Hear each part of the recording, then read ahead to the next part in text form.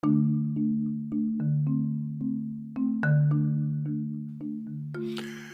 name is Jürgen Steinmetz. I'm joining you from livestream.travel. Our guest today is Paul Hudson. Paul is an attorney in Washington, D.C., and he is the founder and operates Flyers Rights. We'll be talking about the Boeing MAX. MAX has been a story in the media now for quite some time after two airlines crashed and killed hundreds of people, and blamed as Boeing and a misdevelopment of this aircraft. Is this aircraft safe now? If not, will it ever be safe? What is going on with the MAX? Paul Hudson will shed light on a lot of these issues and also fill in with the fascinating and very tragic history of the Boeing 737 MAX.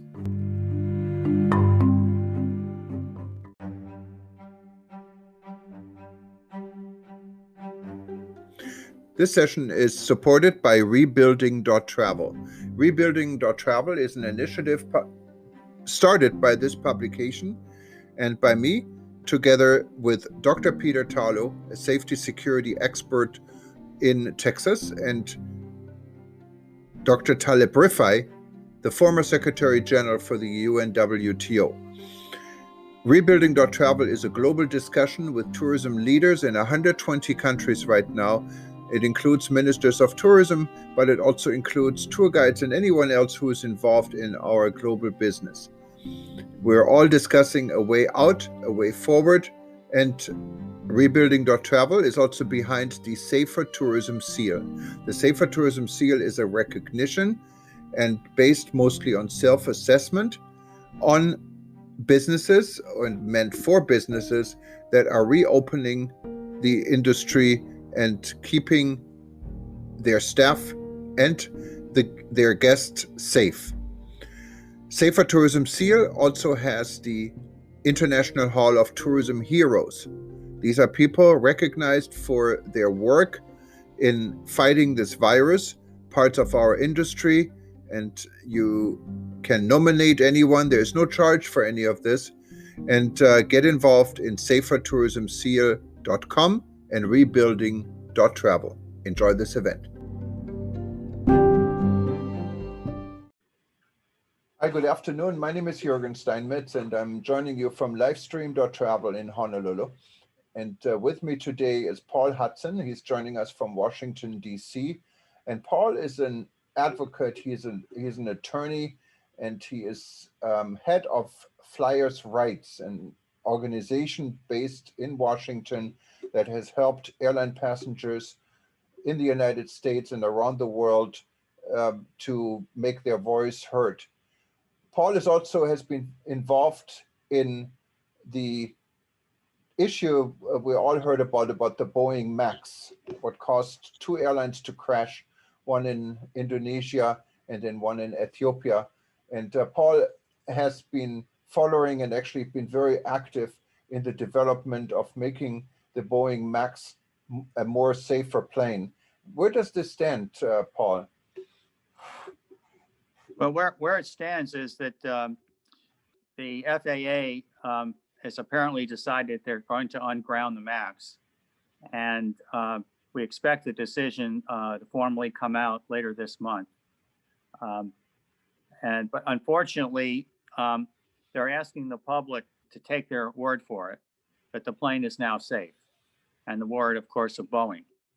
And while they've talked about transparency, they are unwilling to release any of the technical details of the fix. That is especially the software that was the cause of the two crashes, so that it could be viewed and it could be vetted by outside experts. They've also prevented any release of the actual protocols for the tests, the flight tests and other tests that the FAA is presumably doing and has done. And finally, they're unwilling to release the actual results of the tests. And it's also up in the air as to whether and when pilots will actually be trained to operate the MAX safely if the same kind of conditions occur that resulted in those horrible crashes that killed 346 people. Wow.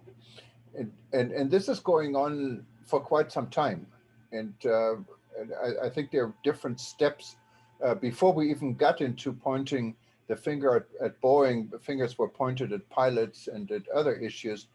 Can you give us like a rough summary how this all developed? I think it kind of became a very known subject after the second crash in Ethiopia, where Ethiopian Airlines, what is a member of the Star Alliance, reached out and said, no, wait a minute, it's not all us, it's not our pilots. And I can tell you on the sideline, I went to Ethiopia just within a couple of weeks after this crash, and I visited the training facilities. They're really state-of-the-art facilities Ethiopian Airlines has, and the airline is not only training their own pilot, it's a commercial training facility where they train pilots from all over the world, specifically in Africa. And as far as I know, it's the only such training center in Africa. So Ethiopian Airlines is leading in Africa, at least, when it comes to operating a safe airline. And they were really quite outspoken, I think, what triggered all these various investigations after the second crash. Isn't that how it developed, Paul? Well, after the second crash, within a few days, the MAX was grounded by the FAA, and it was grounded all over the world. Other countries actually grounded it first. The first crash occurred, that second crash you referred to occurred in March of 2019. The first one, however, was October 29th of 2018. And that was in Indonesia. And in that crash, I happened to serve on the FAA's main safety advisory committee, called the Aviation Rulemaking Advisory Committee. And I know the Boeing people for many years, and I immediately asked them, why haven't you grounded the plane? And this is after the October crash. And the answer was, well, it's under investigation. And then they said, well, we're going to fix it in January of 19. Nothing ever happened. And then the plane was reassured that it was safe to fly. And we had the second crash, same exact scenario. The software basically took over from the pilot after a malfunction in one of the sensors, caused the plane to go up and down. Pilots could not control it. And after about 20 iterations, in both cases, it crashed, in one case into the ground, the other case into the ocean, killing everyone. This system was allowed to be put in. It was at least partially hidden from the FAA, particularly its characteristics that took over from the pilots and made it pretty much impossible for them to control the aircraft. But beyond that, it was due to a design flaw in the plane. The 737 was initially approved in 1967. And if you've ever noticed, there's very few things that have been continually upgraded without new things being put into them since 1967, whether it's a car, whether it's a plane. But the 737 has been so reliable and such a workhorse and such a success financially for Boeing and the airlines that each time they would do a reiteration, they would stretch the plane, they would add things to it, but they didn't want to actually change the plane to where they had to actually certify it as a new plane, because that would cost money. It would require more regulation, more approvals. And in the case of the MAX, which is the fourth or fifth iteration of this plane, they were under pressure to get the plane out to compete with an Airbus 320neo. As a result, the plane was dangerous from the get-go, and the problems now have been so well noticed that it's taken all this time in order for it to be at a point where it could be ungrounded. This is really unprecedented. And we actually asked for, through a Freedom of Information request back in December of last year, for the technical details. I had meetings with the people at the top of the FAA that deal with safety, their associate administrator for safety. And I asked them, well, why is it that the plane cannot operate without this MCAS software that takes over when there's a sensor malfunction? And his answer was, well, that's a $64 question. In other words, they didn't know. And now we come down well over a year later, and it turns out the fix is that when a malfunction occurs, the software will shut off, the autopilot will shut off, and the pilot will then have to operate the plane completely manually, which particularly in many foreign airlines, they're not used to doing that. And besides that, these planes are certified to fly over oceans. They can fly for 4, 5, 6 hours. And I've actually flown this plane over the North Atlantic from New York to Ireland. I've flown it from Florida to Panama City, well into South America. And if an engine goes out or a malfunction occurs on one of these long distance flights, a pilot would have to operate the plane for hours on a total manual basis. Now, as far as I can see, no testing like that has been done. The most they've tested the plane is for 2 or 3 hours in a variety of ways in flight.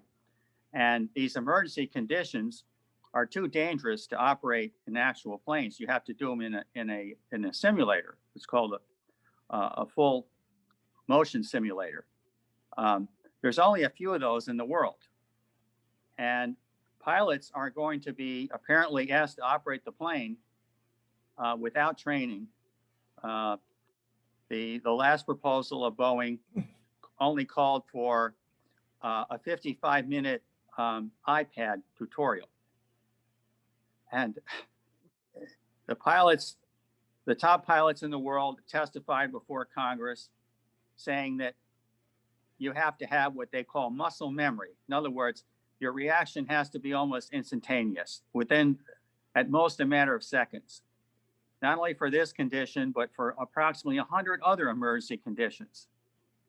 And they're not able to do that, especially now with most of the planes being highly automated and the pilots being undertrained in terms of these emergency conditions. And I'm afraid there's going to be more accidents if they don't take care of this. There's not much doubt that they've made the plane safer, but I don't think it's been made safe. We're in litigation with the FAA in court, and I expect that it's going to eventually go to the appeal court to be decided whether they have to release the details of the fixes for outside evaluation or not. Wow, that is really an incredible story, Paul. And so we're not out of the woods yet. We don't know whether this aircraft would really ever hit the markets again. And this was one of the best-selling aircrafts Boeing had, wasn't it, at the time? At least from the order perspective. Yeah, their order book had 4,000 or 5,000 orders. Are they still standing? I'm sorry. Hundreds have been canceled. It's not clear that how many of those are actually going to happen. And once again, it's ultimately up to the passenger, because it's not up to Boeing or the FAA. It's not even up to the airlines. If people won't fly the plane, and surveys have indicated that somewhere between 20% and 70% of the people say they won't fly the plane. Right. At least in the first few years. And we've had many calls on this when the plane was was after the second crash when it looked like it was going to be ungrounded. And the number one question was, how do we avoid that bad plane? Right. And it's a fascinating story, and I'm sure we're going to hear more. You've been working on this now for 2 years, I believe you said, when it started in 2000, and you said October 2017, after the Yeah, it was first 18 crash. actually. And 18, yes. Yes. Wow, thank you so much, Paul. I wanted to just let everyone know, if you need help from Flyers Rights, they have a toll-free number. I'm seeing it here on the website. It's 877-359-3776, or it's hard to see here. 877, is it Flyer 76? That's Flyers 6. Flyer 6, okay. FLYERS 6. You can Okay. also email us at hotline@flyersrights.org. Perfect. And you find all of this at flyersrights.org, as Paul said, and great organization. You can join it right from the homepage and see all this work, incredible work Paul has been doing over the years. Thank you so much, Paul, and we hope we have you back in one of our podcasts. I know you frequently contribute to eTurbo News, and we thank you for this. All your articles so far have been very much seen by our audience of travel professionals all over the world, and they love it. So keep up the good work and stay safe. And you do the same. Wonderful. Thank you so much. Thank you, Paul. Take care. Okay, thanks so much. Bye-bye. Okay, sorry, I'm not in a business suit here, but no. If we do it on podcast, they won't see you anyway, so that's fine. Oh, okay. Okay. All right. Okay. Perfect. Thank you so much, Paul. It'll be interesting. Okay. All so right. I'll hopefully I'll be in Hawaii in November. Okay. Well, if you do, let me know. Yeah. I'm trying to get out of here. I haven't had the courage yet. So. Yeah. Stay safe. All right. You too. Thank you. Bye-bye. Okay. Bye-bye. Bye-bye.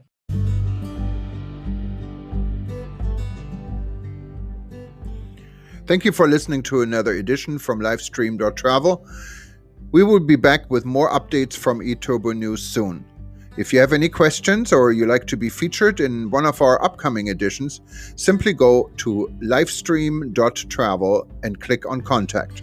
For more information on the Travel News Group, publisher of eTurbo News, Hawaii News Online, Travel Wire News, and many others, go to travelnewsgroup.com. Thanks again for listening. We'll be back soon.